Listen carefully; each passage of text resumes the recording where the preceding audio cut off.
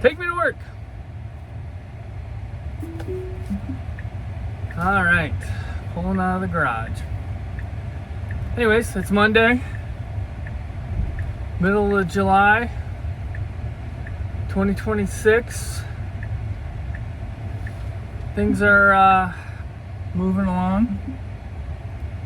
I decided to up my whole peptide game. So I take retatrutide. I'm at like I guess it's 700 micrograms twice a week. So I'm at 1.4 grams, milliliters, whatever the measurement is, per week. So I'm taking Monday and Thursday, the half doses. I'm not quite to the 2 milligrams that they recommend, or that they did in the studies, I guess, as the lowest thing. But, I do feel less hungry. I do feel like I have more, like I'm burning fat, I guess. I feel, I do get a little bit of nausea, though. That's the one thing. I get nauseous, and it lasts maybe an hour at a time, and it's just, it's just a weird situation. But so anyways, that's where I'm at retatrutide, and then I started the Clow last week, and that's copper peptide. That's the Wolverine stack with the BPC 157 and the TB 500, and then there's something called KPV. So it's all about, healing the body and, building collagen up and a bunch of stuff with that specific stack. And this is just stuff I'm doing. So, and it's experimental, and you need to make your own decisions on what you would put in your body. But I'm just like, I don't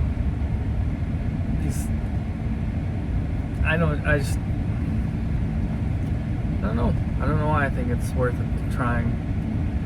Just because I'm starting to feel a little older, trying to look for something to keep myself going, keep the edge, keep looking a little bit youthful, even though I'm not looking as young as I used to. But so that one, it's good for the skin, hair, nails, healing, and then the KPV, I guess, is anti-inflammatory, so it keeps inflammation down in the body. Then I'm taking another dose of the Wolverine, and I'm injecting it directly into my tennis elbow, which I'm hoping can heal it. I'm gonna do probably 4 to 8 weeks of that protocol. I'm gonna do that 5 days a week on 2 days off, just to try to see if I can get that healed up, because it's been like this nagging injury when I work out, and it's been probably good at least a year, maybe almost 2 years, that I've had that soreness like right here. And it's certain exercises, it just feels like electricity going down that muscle or tendon or whatever it is. So hopefully I can get that healed up. We'll see.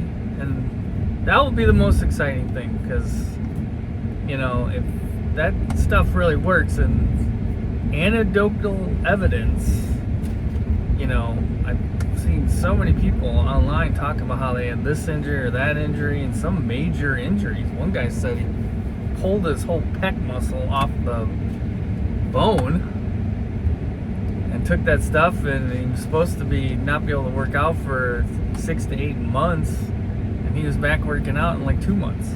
So I mean, if that's something that we could do,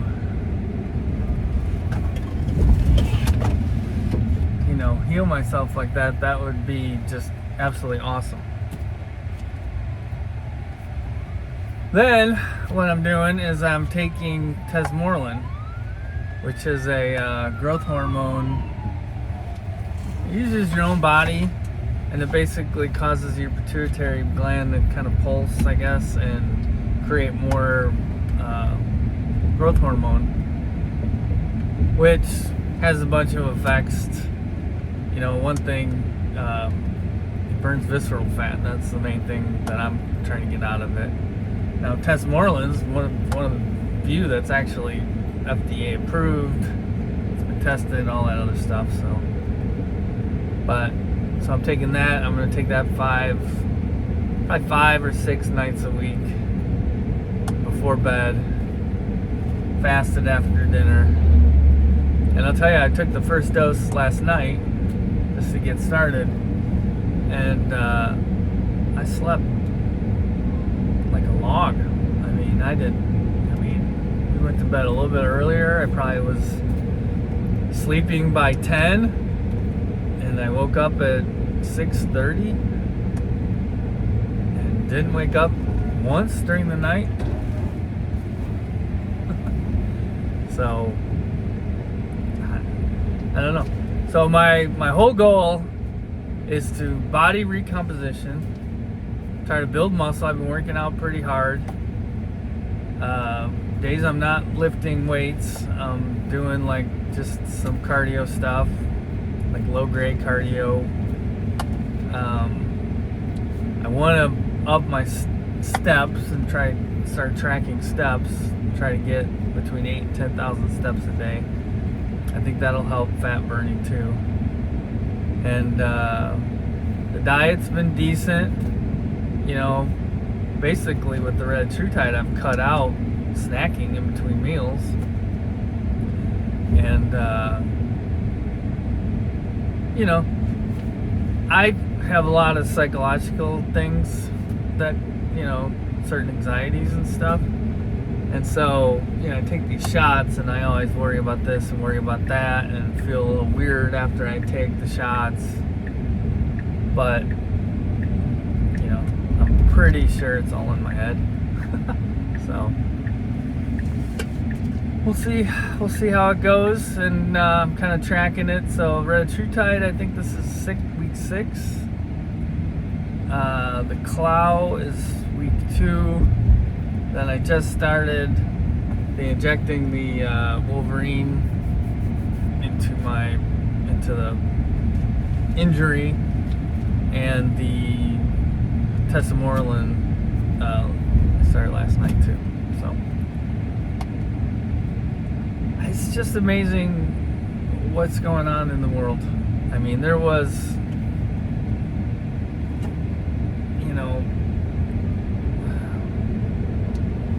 just the advances and the things that are coming out, and I think one of the biggest things with health is that for years and years, just like so much other stuff, people were just asleep. They trusted that the food that they were buying from the grocery store was good.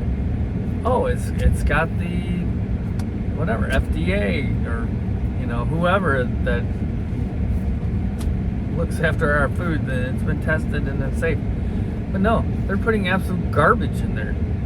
And these government organizations, I hate to say it, but they're pretty much corrupt, because the people on these boards making these decisions end up retiring and getting positions on the boards of these big food companies.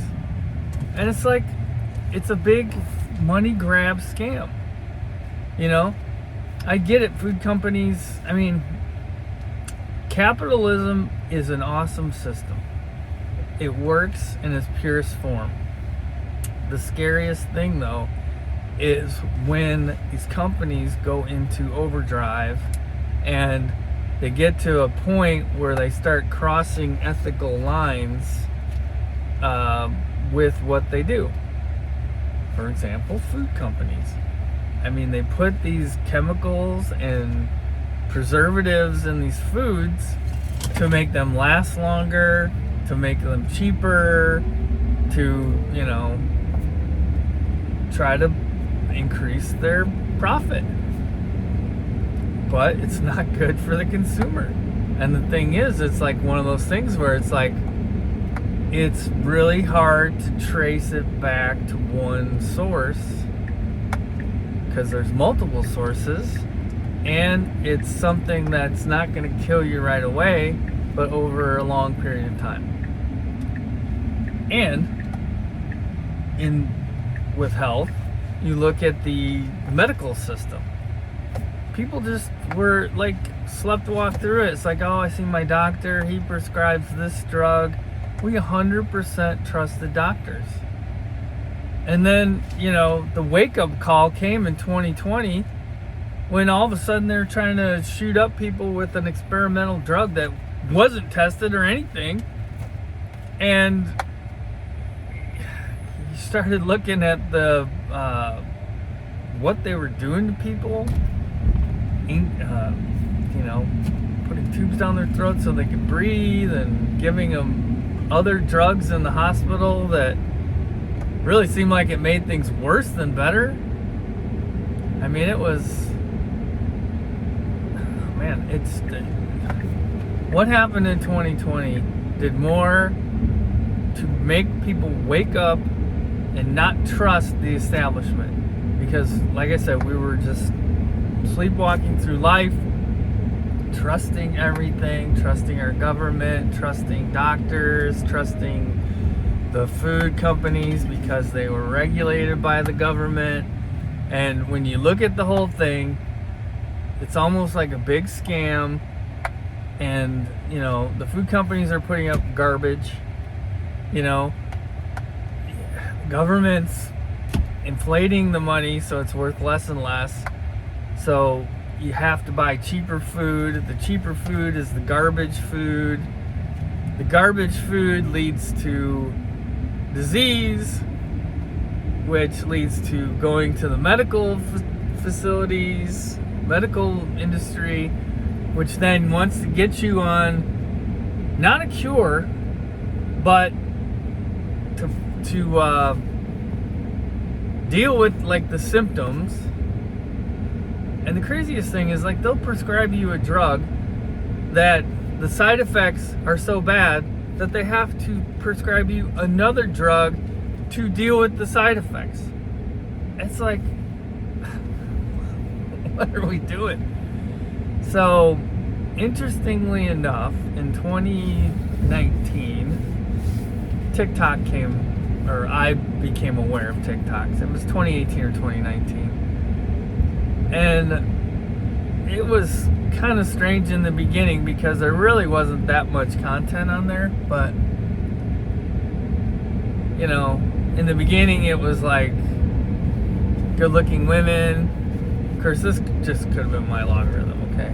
But good looking women. And then people that would come on there that would talk about how there's going to be this big transformation. There's going to be this big awakening happening. And I'm like, I really hope so, because it seemed like, what they were saying, it would have been a good thing for people. And I'll be damned, there was awakening. People got slapped in the face and woke up. I mean, I remember, probably around the first, until I actually got COVID, I was pretty much in the camp of better to be safe than sorry. We don't want to deal with this. Let's just lock down and stay away from everybody and see what's happening. And I was following certain people online at the time. There's an older English doctor that was, or I think he's a nurse in England, that would go over things and be following things. And I know for a fact that guy was one of us, and he was snowballed too, because he would read the numbers and the studies and the whatever, and then as time finally went on a couple years later, now he does totally different content and totally, almost anti-establishment content. He had awakening that was, incredible. The things that the social media companies did to, squash misinformation when a lot of it really wasn't misinformation. A lot of things they did around, elections and cures or preventatives for certain diseases, it was crazy, man. And the thing is, it's like, I think the snakes just hid back in the hole. We have a little bit more of our freedoms or whatever we want to pretend that we have. But the truth is, those snakes just went back in the hole. They're kind of hiding until their chance to come back out. I mean, they've put in place things to, laws and rules. And it's not just the federal government, it's the state governments, it's the local governments. Some of the worst experiences I've had lately have been with municipality governments with just ridiculous rules. I own a commercial building in a town, and there's 17 units, probably 6 of them have dumpsters out front, and they passed some law or rule or whatever that says that you need to have these dumpsters enclosed with a gate. I was like, why? I mean, this building's been there since like 1990, and this same dumpsters have been sitting in front of these buildings probably since 1990. Now all of a sudden you have to do this. So, I mean, literally, it's gonna cost, and I'm a contractor, so I can get, do things for the cost of what it costs. Basically, it's gonna cost about $18,000 to build these surrounds, because they came up with some rule that they need dumpsters in gated surrounds. I mean, it makes no freaking sense whatsoever. But I don't know how to deal with this. I mean, I just feel like what's going to happen here is they're building these rules, they're building these laws. There was a time in this country when if you didn't agree, or a politician overstepped, or a tax collector overstepped, a mob would come and tar and feather them. And that would show that, hey, the people are not happy. But nowadays, you go to jail, probably for a long time, because they built up rules and everything else, and the people in control make the rules that protect themselves, and they're building it up. And now you're seeing technology is going to catch up to where they can monitor whatever. I mean, flock cameras are now, getting installed in like small towns, and then combine that with AI technology that can recognize certain things. I heard there was a municipality that's going to install cameras with AI in them on garbage trucks. So as the garbage truck drives through the neighborhood picking up garbage, the AI and the cameras will scan the neighborhood and look for any violations that the people might have in their yards.